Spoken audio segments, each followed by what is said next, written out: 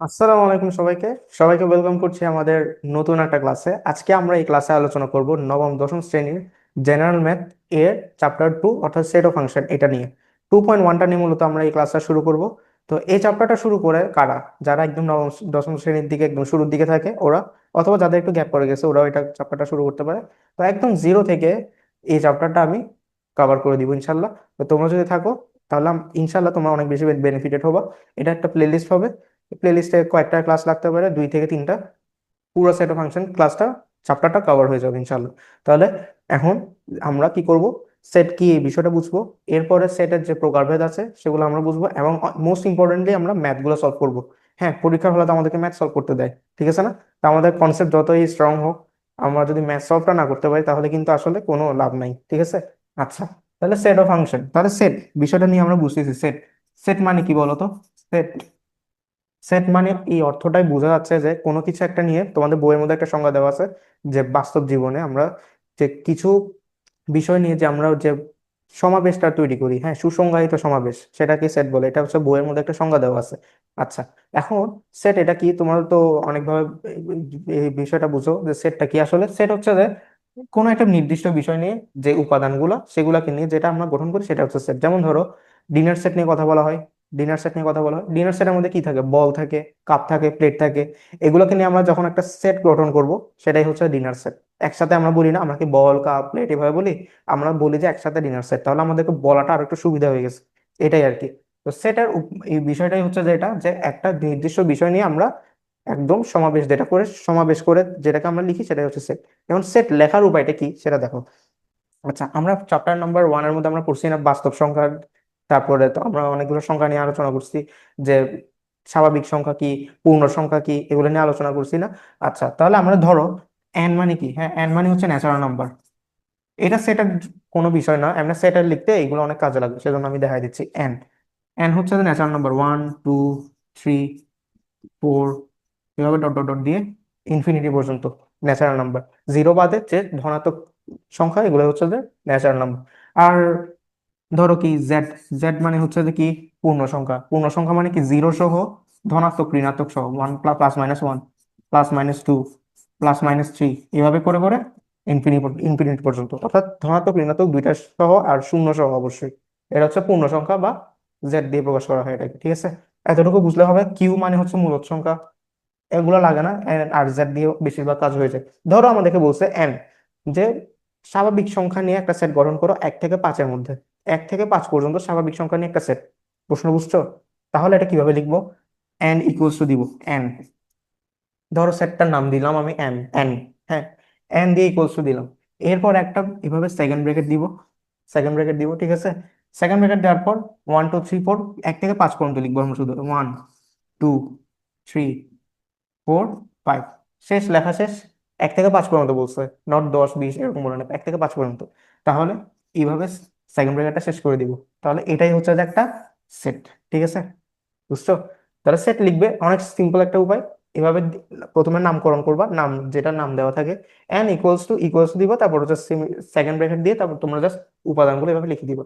এখন এখানে কিছু বিষয় আছে সেটের, সেই বিষয়গুলো নিয়ে আমরা আলোচনা করি। আচ্ছা, সেটের প্রত্যেকটা উপাদানকে আমরা কমা কমা কমা দিয়ে লিখি না? লিখি তো। তাহলে কমা কমা দিয়ে আমরা প্রত্যেকটা উপাদানকে লিখছি, এগুলোকে বলা হয় প্রত্যেকটা উপাদানকে ওয়ান, এটাকে বলা হয় হচ্ছে যে উপাদান। উপাদান বা এলিমেন্ট, ইংলিশে বলে হচ্ছে যে এলিমেন্ট। এটা তো বোঝার কিছু না, এটা হচ্ছে যে জাস্ট উপাদান বা এলিমেন্ট, প্রত্যেকটাকে উপাদান বলে। ওয়ান কে একটা উপাদান উপাদান বলে, টু কে একটা উপাদান বলে, থ্রি কে উপাদান বলে, ঠিক আছে? আচ্ছা, তাহলে এই জিনিসটা বোঝা গেল, ঠিক আছে না? আচ্ছা, তাহলে এটা হচ্ছে উপাদানগুলো আমরা যখন কমা কমা দিয়ে সেকেন্ড ব্র্যাকেট দিয়ে লিখবো সেটাই হচ্ছে সেট, বুঝতে পারছি? আচ্ছা, এখন যদি আমাকে বলা হয়, হ্যাঁ, টু, টু, হ্যাঁ, টুটা কি এই সেটের মধ্যে আছে? এই সেটের মধ্যে আছে টু, 1 2 3 4 5। টু ধরি, আমি একটা আলাদা একটা সংখ্যা ধরলাম টু, বললাম যে টু কি এই সেটের মধ্যে আছে? অবশ্যই আছে। 1 2 2 একটা উপাদান। তাহলে এটা কিভাবে পড়া হয়? হ্যাঁ, টু, এটা হচ্ছে বিলংস টু, হ্যাঁ, বিলংস টু হচ্ছে যে এন, অর্থাৎ এন সেটের মধ্যে আছে এন, এটা একটা সেটের নাম। এন সেটের মধ্যে টুটা আছে, তাহলে এটাকে, এই চিহ্নটাকে বলা হচ্ছে বিলংস টু। বিলংস টু, তোমরা বইয়ের মধ্যে দেখবা এগুলো, বিলংস টু, ঠিক আছে? বিলংস টু মানে হচ্ছে যে এন, এই টু এর মধ্যে, টুটা হচ্ছে এন এর, এন সেটটার মধ্যে আছে, এই জন্য এটা হচ্ছে বিলংস টু, ঠিক আছে? তাহলে বিলংস টু মানে কি, যে যে কোনো একটা উপাদান, ধরো র্যান্ডম কোনো একটা উপাদান বলছে, যদি ধরো এখন যদি বলছে 6, হ্যাঁ 6, আমি জাস্ট র্যান্ডমলি একটা নাম্বার বললাম 6, এটা কি এই সেটের মধ্যে উপাদান এটার মধ্যে আছে? নাই, কিন্তু 1 থেকে 5 পর্যন্ত বলছি স্বাভাবিক সংখ্যা সেট, ঠিক আছে। 6 তাহলে এখানের মধ্যে নাই, তাহলে এভাবে লিখবো 6 বিলংস টু দিয়ে এভাবে কেটে দিব একটা এরকম লাইন, এন্ড এটাকে কি বলে, does not belong to, does not belong to, মানে 6 এই সেটের উপাদান না, জাস্ট সেটাই, বুঝছো? এটা এটা তো সিম্পল, এই চিহ্নটা মনে রাখবা, এই চিহ্নটা মনে রাখবা, এটা হচ্ছে বিলংস টু, এটা হচ্ছে ডাজ নট বিলং টু। যদি এখন বলে ওয়ান, ওয়ান কি এই সেটের উপাদান, যদি জিজ্ঞেস করা হয় ওয়ান এটা কি এন সেটের উপাদান, অবশ্যই আছে ওয়ান, তাহলে ওয়ান বিলংস টু এন, ঠিক আছে। যদি বলে হয় এখন সেভেন, সেভেন কি এই সেটের উপাদান, না, তাহলে seven does not belong to N, ঠিক আছে। আচ্ছা, এখন এই সেটের এই চিহ্নটা বোঝা গেল, আরেকটা চিহ্ন নিয়ে আমরা এখন কথা বলি। এই সেটের মধ্যে কয়টা উপাদান আছে, এই সেটের মধ্যে এন দিয়ে কয়টা উপাদান, একটা দুইটা তিনটা চারটা পাঁচটা উপাদান, ঠিক আছে না? পাঁচটা উপাদান আছে, এই পাঁচটা উপাদান আছে এই সেটকে নিয়ে, তাহলে আমরা লিখবো যে এন, এভাবে ব্র্যাকেট দিয়ে এন, এটা এই নামটা লিখবো, সেটের নামটা এভাবে লিখে, তারপর এখানে উপাদান সংখ্যা কয়টা, 1 2 3 4 5, 5 বুঝছো? এখন এটা এই এটার অর্থ কি, এন এটাকে বলা হয় এন অফ এন, মানে হচ্ছে যে বড় এই নামটা যে সেটের নাম সেটা হচ্ছে এইভাবে ব্র্যাকেটের ভিতর দিবা, আর একটা স্মল এন এর বাম পাশে লিখবা, তাহলে এটাকে বলে এন অফ এন, ঠিক আছে। N of N equals to 5, মানে হচ্ছে যে কি, এই সেটার মোট উপাদান সংখ্যা হচ্ছে 5, ঠিক আছে। এখন যদি তোমাদেরকে বলা হয় একটা ক্লাসরুমে 30 জন আছে, 30 জনের নাম নিয়ে আমি একটা সেট বানাইলাম, হ্যাঁ, ধরো ক্লাসরুম, ক্লাসরুমটাকে আমরা সি দিয়ে প্রকাশ করলাম, সি, সেকেন্ড ব্র্যাকেট দিয়ে নাম দিলাম ধরো রহিম, রহিম, করিম, এভাবে দিয়ে, হ্যাঁ, এবার ডট ডট ডট দিয়ে আরো অনেকজনের নাম আছে ধরো, হ্যাঁ, কমা কমা দিয়ে আরো অনেকজনের নাম আছে। তাহলে এখন যদি বলে এন অফ সি, মানে ক্লাসরুমের মোট শিক্ষার্থী কত, তাহলে এই সেটার যে মোট উপাদান সেটা হচ্ছে N of C, N of C equals to কত, 30 বলছি না, যেহেতু 30 বলছি সেজন্য এটা 30, ঠিক আছে, বোঝা গেছে। আচ্ছা, তাহলে এই বিষয়গুলো হচ্ছে যে মূলত সেটের যে ফান্ডামেন্টাল বিষয় সেগুলো, আস্তে আস্তে আমরা বিষয়গুলো আরো ভালোভাবে বুঝবো, আর কিভাবে একটা সেট লিখতে হয় সেগুলো এখন এই এই লেকচারে আলোচনা করবো। আচ্ছা, সেট প্রকাশের পদ্ধতি, এতক্ষণ আমরা একটা প্রকাশ করছি, এখন দুইটা পদ্ধতি আসে আসলে, সেট প্রকাশের দুইটা পদ্ধতি, দুইটা পদ্ধতি আছে, দুইটা পদ্ধতি। তাহলে সেট প্রকাশের কয়টা পদ্ধতি, দুইটা, জাস্ট প্রকাশ করবো, একটা হচ্ছে তালিকা পদ্ধতি, একটা হচ্ছে তালিকা পদ্ধতি, আর একটা সেট গঠন পদ্ধতি, ঠিক আছে। এখন তালিকা পদ্ধতি কি আর সেট গঠন পদ্ধতিটা কি সেটা আমরা বুঝি। আচ্ছা, এখন আমরা এতক্ষণ ধরে দেখছি না সেট এভাবে লিখতে হয়, এন ইকুয়ালস টু এইভাবে সেকেন্ড ব্র্যাকেট দিয়ে এভাবে উপাদানগুলো, এটাকেই বলা হচ্ছে তালিকা পদ্ধতি। তালিকা পদ্ধতি মানে কি, ধরো 1 থেকে 5 পর্যন্ত স্বাভাবিক সংখ্যাগুলো নিয়ে সেট লিখো, এটাই হচ্ছে তালিকা পদ্ধতি, এন ইকুয়ালস টু 1 2 3 4 5, এটাই হচ্ছে তালিকা পদ্ধতি। অর্থাৎ সেকেন্ড ব্র্যাকেট দিয়ে আমরা প্রত্যেকটা উপাদানকে কমা কমা দিয়ে লিখছি, এটাই হচ্ছে তালিকা পদ্ধতি। আচ্ছা, এখন যদি বলে যে সেট গঠন পদ্ধতি, সেট গঠন পদ্ধতি, তালিকা পদ্ধতি শেষ, যেটা আমরা এতক্ষণ দেখছি সেটাই, যেটা আমরা এইভাবে দেখছি সেটাই হচ্ছে তালিকা পদ্ধতি। আচ্ছা, এখন যদি বলে সেট গঠন পদ্ধতি, সেট গঠন পদ্ধতিটা কি তাহলে, সেট গঠন পদ্ধতিটা হচ্ছে কথাই লিখো, হ্যাঁ, আমরা সংখ্যা লিখি না, যেমন 1000 লিখি, 1000টাকে এমনি নর্মালি এইভাবে 1000 লিখছি, এটাকে আমরা কথায় কিভাবে লিখি, 1000 এভাবে লিখি না, 1000 কথায় যখন লিখতে বলে, আমরা ছোটবেলায় পড়ছি 1000কে কথায় কেমনে লিখে, সংখ্যায় লিখে এভাবে, কথায় লিখে এভাবে, এটাই হচ্ছে মূলত সেট গঠন পদ্ধতিটা, মানে হচ্ছে সেটের কথাই লিখো, এই প্রকাশটা, ঠিক আছে, সিম্পল, অনেক বেশি সিম্পল, দেখো কিভাবে লিখি, এন এভাবে লিখবো, এন লিখলাম, সেটার নামটা এভাবে লিখতে হয়, এন ইকুয়ালস টু, এরপরে সেকেন্ড ব্র্যাকেটই দিব, হুম, সেকেন্ড ব্র্যাকেটই দিলাম, এরপরে বলছে সেট গঠন পদ্ধতি, তাহলে 1 2 3 4 5, আমি বলছি না 1 থেকে 5 পর্যন্ত স্বাভাবিক সংখ্যা, বলছি না, তাহলে এভাবে লিখবা এক্স, ধরি এগুলো হচ্ছে এক্স, প্রত্যেকটা উপাদানকে আমরা ধরি এক্স, 1 থেকে 5 পর্যন্ত স্বাভাবিক সংখ্যাকে ধরলাম হচ্ছে এক্স, চলক দিয়ে প্রকাশ করতেছি জাস্ট, এক্স দিয়ে এটা দিবা, এই চিহ্নটা, এটাকে বলা হয় সাচ দ্যাট,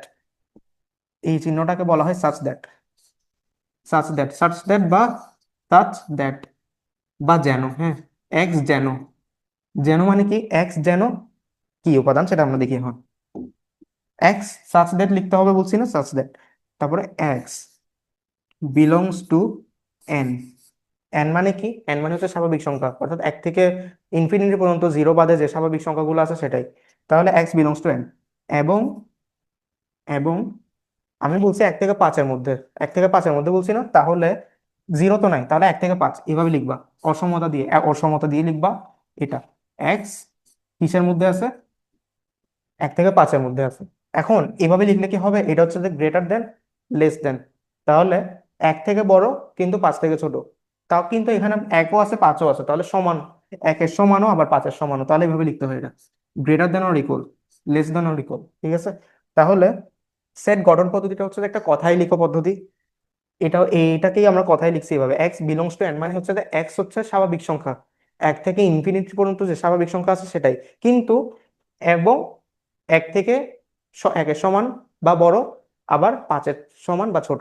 এক্স, আমি বলছি না এক্স যেন, যেন হচ্ছে যে এটা এক্স, তাহলে এক্স কিসের কিসের উপাদান, 1 থেকে 5-এর মধ্যে যে উপাদান আছে সেগুলোই, বুঝছো। তাহলে তালিকা পদ্ধতিটাকে আমরা একটু কথায় লিখলে এটা এভাবে প্রকাশ করা হয়। আমরা যখন সামনে আরো ম্যাথ করব তখন এই বিষয়টা আরো ভালোভাবে বুঝতে পারবো। ম্যাথের মধ্যে আছে কি তালিকা পদ্ধতি, যখন ধরো আমাদেরকে তালিকা পদ্ধতি দেয় তখন বলে যে সেট গঠন পদ্ধতিতে প্রকাশ করো, অথবা সেট গঠন পদ্ধতি থেকে তালিকা পদ্ধতিতে প্রকাশ করো, এভাবে বল। আচ্ছা, ম্যাথ করলে আরো ভালোভাবে বুঝে যাবে। এটাকে বলে সাচ দ্যাট, আর এটা আমরা চলক হিসেবে প্রকাশ করছি, এই চলকটাকে এইভাবে অসমতা দিয়ে আমরা প্রকাশ করছি, ঠিক আছে। আচ্ছা, এবার একটা ম্যাথ চলে আসছে, এ ইকুয়ালস টু, এই সেটার নামটা দিছে এ, প্রশ্নই দেওয়া হয়েছে, এ ইকুয়ালস টু 7, 14, 21, 28, সেট গঠন পদ্ধতি প্রকাশ করো। এটা তালিকা পদ্ধতি, হ্যাঁ। এবার বুঝছো, এবার কথাই লিখো, মানে সেট গঠন পদ্ধতি প্রকাশ করো। তাহলে দেখো এটা কমা কমা দিয়ে লিখছে না, 7, 14, 21, 28, এগুলো কি, এগুলো কিসের উপাদান বলো তো। 7, 21, 7, 14, 21, 28, এগুলো বোঝা যাচ্ছে যে এগুলো হচ্ছে সাতের যে গুণিতক গুলো। সাতের গুণিতক কি কি বলতো, নাম মতো বুঝছি না আমরা, 7, 7 একে 7, তারপর 2 7 ইকুয়ালস টু 14, 3 × 7 ইকুয়ালস টু 21, এভাবে পড়ছি না, 4 7 28।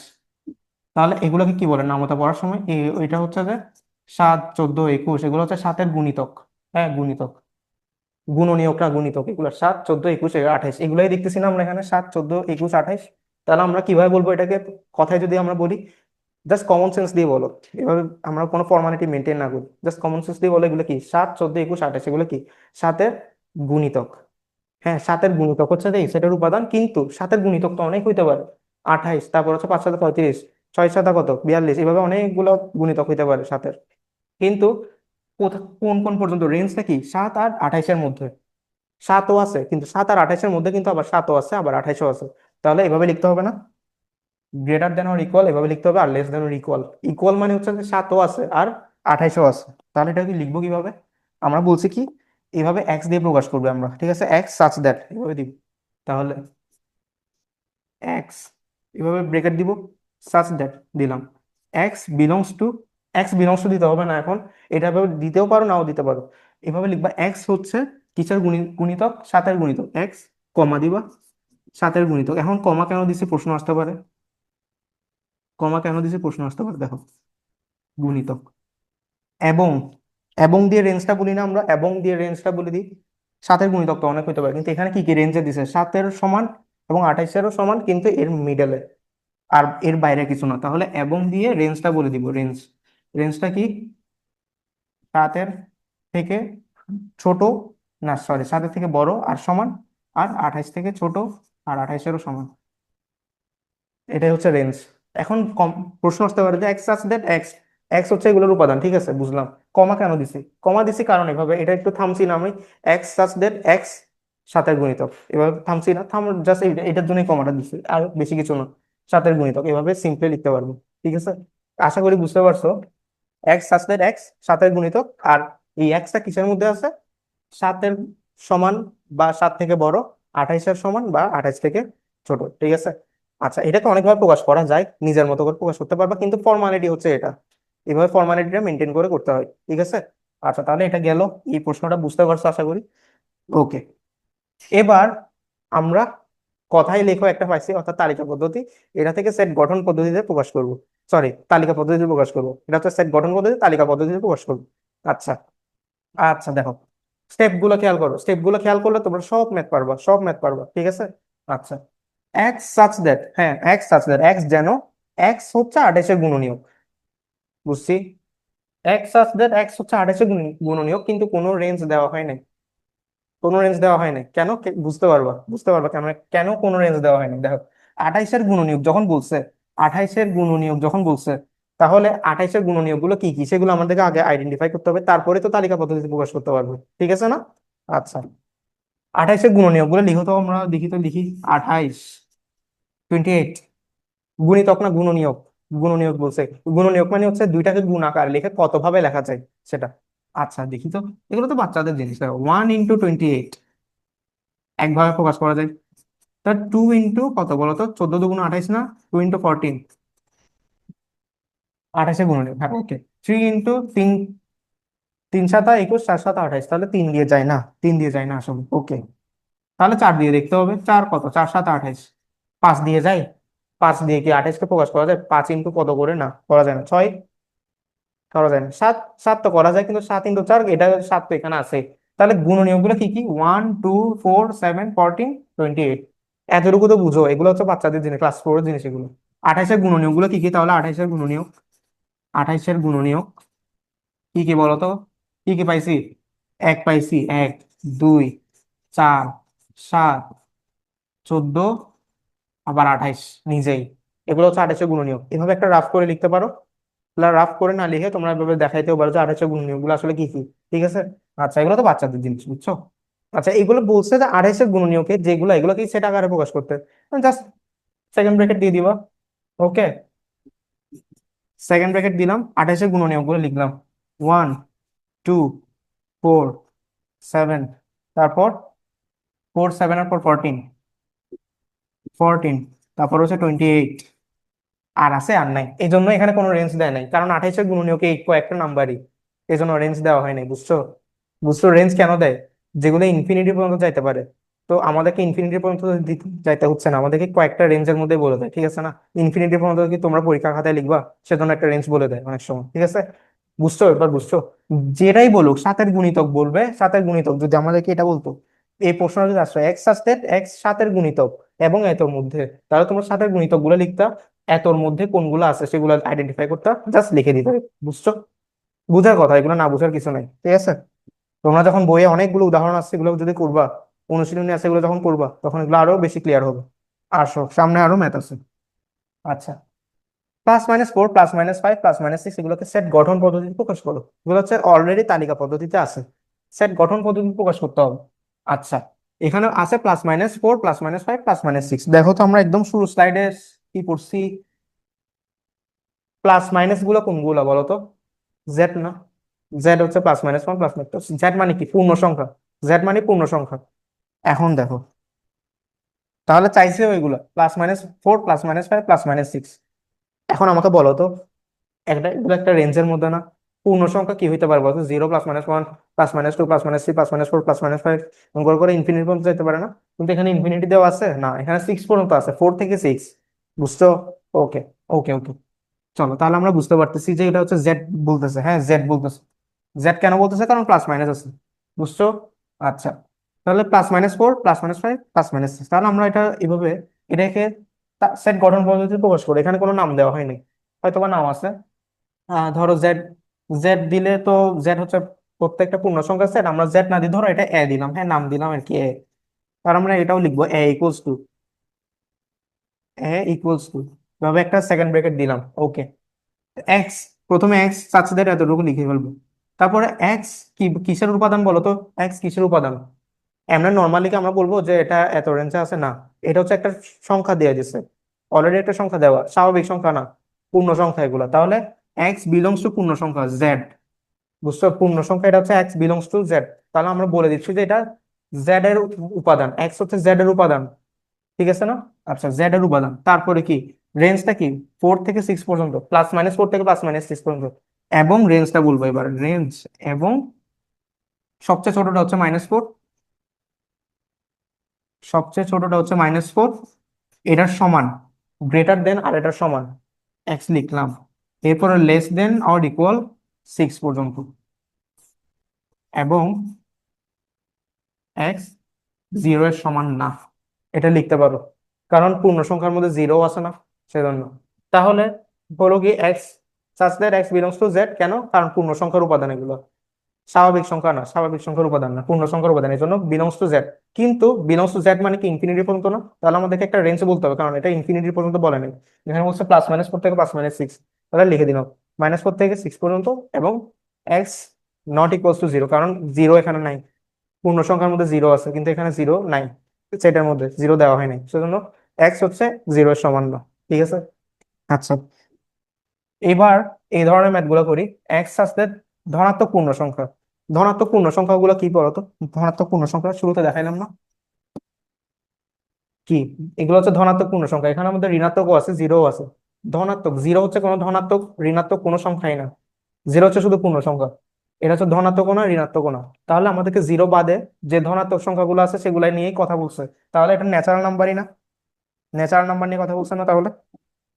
এক্স হচ্ছে ধনাত্মক পূর্ণ সংখ্যা, ন্যাচারাল নাম্বার নিয়ে কথা বলছে। এটা যদি স্বাভাবিক সংখ্যাই বলতো তাহলেও কোনো সমস্যা হতো না, একটু ঘুরায় বলছে। ঠিক আছে। আচ্ছা, এক্স আসলে ধনাত্মক পূর্ণ সংখ্যা, এবং এক্স স্কোয়ার, এক্স কে যদি স্কোয়ার করি তাহলে 18 এর থেকে ছোট হবে।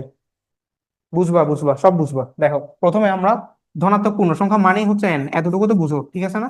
1 2 3 4 5 ডট ডট ডট ডট দিয়ে ইনফিনিটি পর্যন্ত হইতে পারে, কিন্তু আমাদেরকে 5 এর বেশি যাইতে হবে না, 4 এর কতটুকু যাইতে হবে আমরা এটা এখান থেকে বলে দিচ্ছি।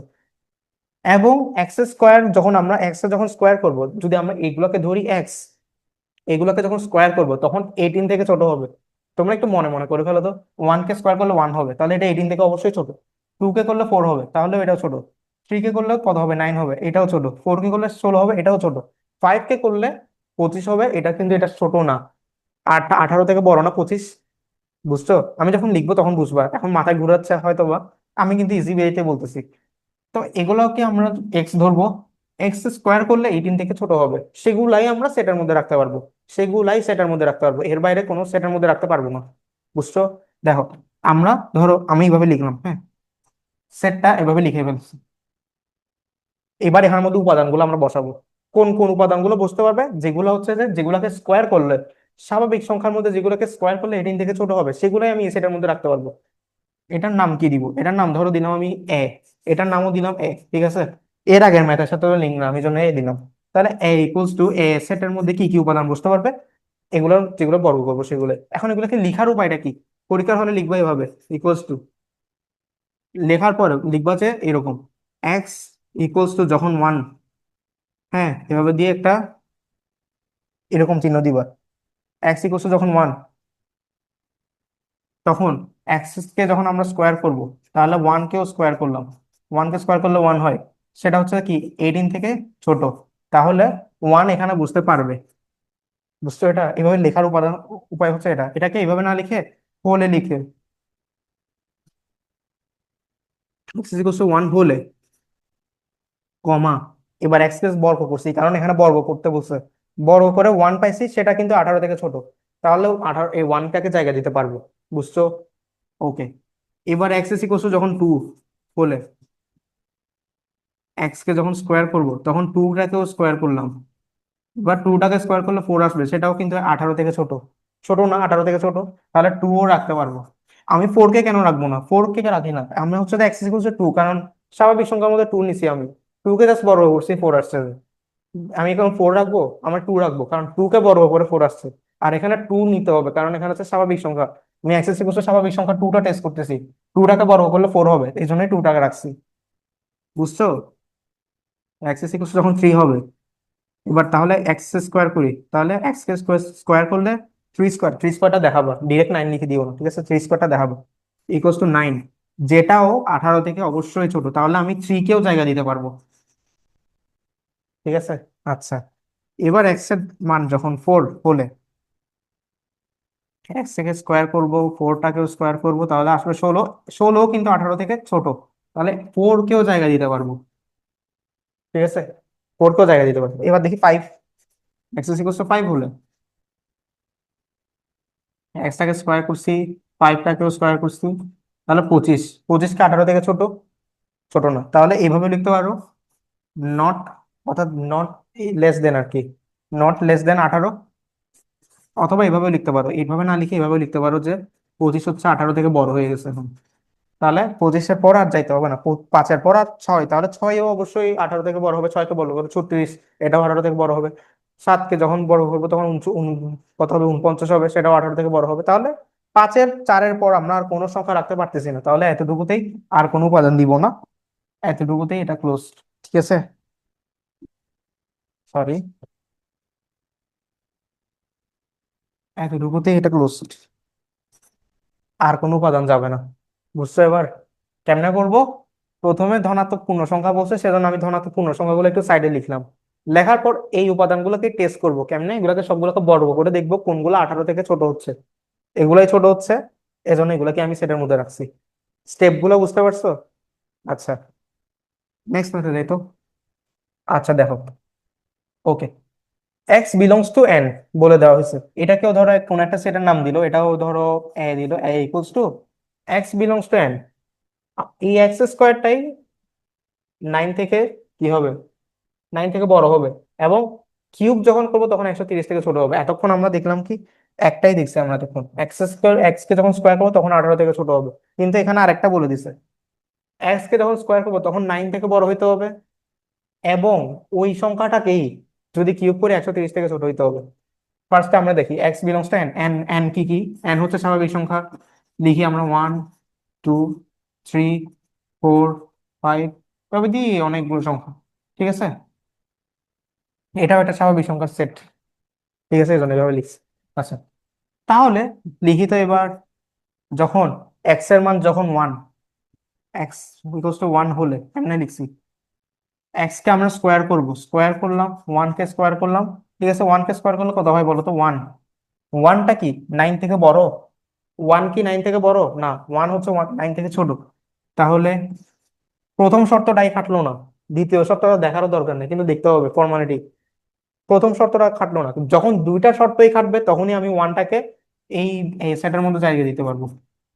এটা হচ্ছে আনসার, আনসার সেটের মধ্যে জায়গা দিতে পারবো। ওয়ানটাকে জায়গা দিতে পারবো না, কারণ ওয়ানটা প্রথম শর্তটাই মানলো না, তাহলে ওয়ানকে জায়গা দিতে পারবো না।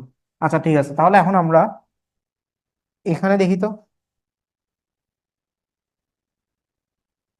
এই জায়গাটাতে দেখি।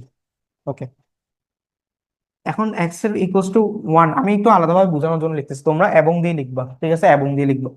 এক্স কে কিউব করলাম, 1 কে কিউব করলে 1ই হয়। এটা আবার 130 থেকে ছোট না? 130 থেকে তো ছোট। আচ্ছা, তাহলে আমরা বুঝলাম কি, এই শর্তটা কিন্তু মানছে এক্স ইজ ইকুয়াল টু 1 যখন হয়, কিন্তু এটা মানলো না, তাহলে আমি সেটার মধ্যে রাখতে পারবো না।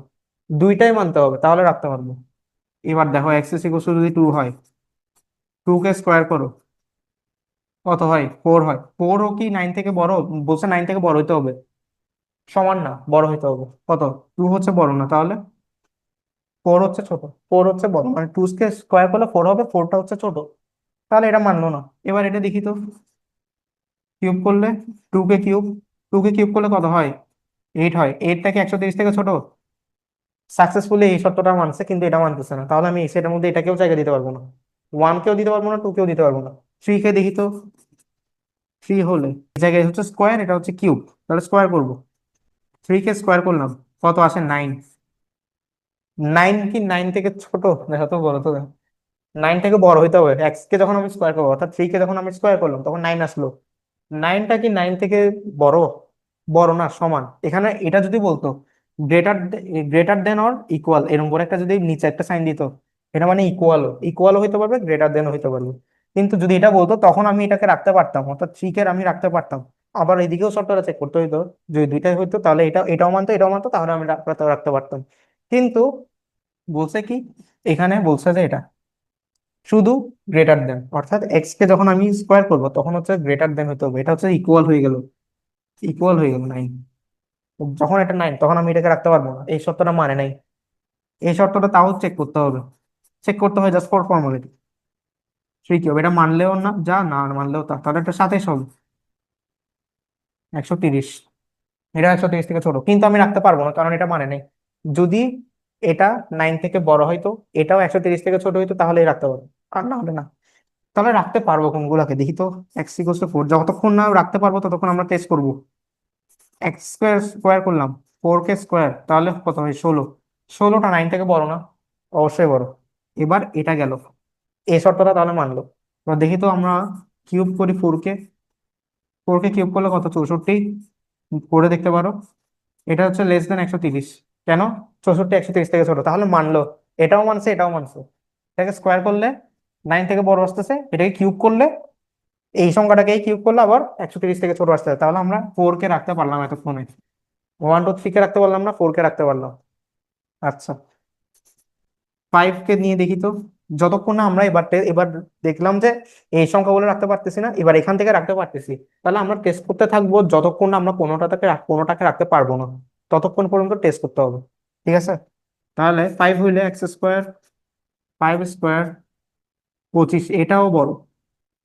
আচ্ছা, আমরা কি এখন বুঝতেছি যে এখন 4 এর পর থেকে যত সংখ্যায় নিব ওইগুলোকে বর্গ করলে 9 থেকে বড় হবে? বুঝতেছি। 6 নিলে 7 নিলে, 7 কে স্কোয়ার করো 49, এটাও 9 থেকে বড়। 8 কে স্কোয়ার করো 64, এটাও 9 থেকে বড়। 9 কে করো 81, এটাও 9 থেকে বড়। তাহলে যত ইনফিনিটি পর্যন্ত যত সংখ্যা নিব সবগুলাই কিন্তু 9 থেকে বড়ই হবে। তাহলে এই শর্তটা সবসময় মানবে এবার, ঠিক আছে। আচ্ছা, কিন্তু এটা কতক্ষণ পর্যন্ত মানবে দেখি তো। এক্স কিউব ইকুয়াল টু কত বলো তো, এটাকে কিউব করলে 5 কে কত আসে? 125। 5 কে কিউব করলে 125, এটাও কিন্তু 130 থেকে ছোট। তাহলে দেখি, টেস্ট করে দেখি কতক্ষণ পর্যন্ত 130 থেকে ছোট হয়। এবার আমরা যাবি 6-এ। এক্স ইকুয়াল টু যখন 6 হবে, x² ইকুয়াল টু কত, 6² মানে হচ্ছে কত, 36। 36টাও 9 থেকে বড়, এটা মানবে সবসময়, বললাম। এটাও দেখো তো, x³ 6 কিউব, 6 কে কিউব করলে কত হয়? 216 মনে হয় না? 216। এটা কিন্তু এবার 130 থেকে বড় হয়ে গেল। এতক্ষণ পর্যন্ত 130 থেকে ছোট হয়ে আসতেছিল, কিন্তু এটা এখন 130 থেকে বড় হয়ে গেছে। ঠিক আছে, এবার তুমি ফর্মালিটির জন্য দেখাইতে পারো x³ ইকুয়াল টু 7 হলে কি হইতে পারে, অথবা এতটুকুতে রেখে শেষ করে দিতে পারো। তাহলে আমরা 5 কেও রাখতে পারবো, ঠিক আছে, 5 কে রাখতে পারবো, এটা দেখাই নাই কিন্তু। 6 কে রাখতে পারবো? পারবো না, এটা সবসময় মানবে এরপরে। 4 এর পর থেকে এটা সবসময় মানবে, স্কোয়ার করলে 9 থেকে বড় হবে। কিন্তু 5 কে পর্যন্ত কিউব করলে 130 থেকে ছোট হয়, কিন্তু 6 কে কিউব করলে 216 হয়। 7 কে কিউব করো, সেটাও কিন্তু 130 থেকে বড় হবে। 8 কে করো, 130 থেকে বড় হয়ে যাবে। এখন 130-এর ছোট করতে বলছে। তাহলে আমরা এই শর্তগুলাই শুধু রাখতে পারতেছি, সেজন্য 4 আর 5 হচ্ছে যে এর সেটের আনসার। বুঝতে পারছো? কারা কারা বুঝতে পারছো বলো তো। দেখো, 1 2 3 এগুলা এইটা মানলো, কিন্তু সরি, এটা মানে না, কিন্তু এটা মানছে। ঠিক আছে, 4 আর 5 এই দুইটাই মানছে। দুইটাই যখন মানবে এবং দিয়ে বুঝেছে দুইটাই মানতে হবে, অথবা বললে, যদি অথবা বলতো তাহলে যে কোনো কিছু যে কোনোটা মানলেই হইতো, কিন্তু এখানে অথবা বলে না, এখানে বুঝছে এবং। তার মানে দুইটাই মানতে হবে, তাহলে আমি এখানে রাখতে পারবো। বুঝছো? তারপরে দেখো, এই 4 এর পর থেকে এটাকে যতবারই স্কোয়ার করি ততবারই কিন্তু এটা বড় হইতেই থাকবে 9 থেকে। সমস্যা নেই, তাহলে এটা সবসময় মানবে। কিন্তু এটা বলছে যে 130 থেকে ছোট হইতে হবে। তাহলে একটা, আমরা দেখতেছি 5 কে কিউব করলে পর্যন্ত 125 হচ্ছে, যেটা 130 থেকে ছোট। 6 কে কিউব করলে 216 হয়ে যাচ্ছে, এটা তো বড় হয়ে গেছে না? তাহলে এটাকে রাখতে পারবো না। এরপরে 6 থেকে 7 8 9 10 যতই বড়, সবগুলো 130 থেকে বড় হয়ে যাবে না? তাহলে এটাকে আমি রাখতে পারবো না। তাহলে 4 আর 5 হচ্ছে এই সেটার জন্য আনসার। বুঝছো? আচ্ছা, তুমি এটা বুঝো, তাহলে এটা বাড়ির কাজ, বইয়েরই ম্যাথ, এটা বাড়ির কাজ করে নিও, ঠিক আছে। আচ্ছা, এটা হচ্ছে SW, এটা হচ্ছে SW, করিও।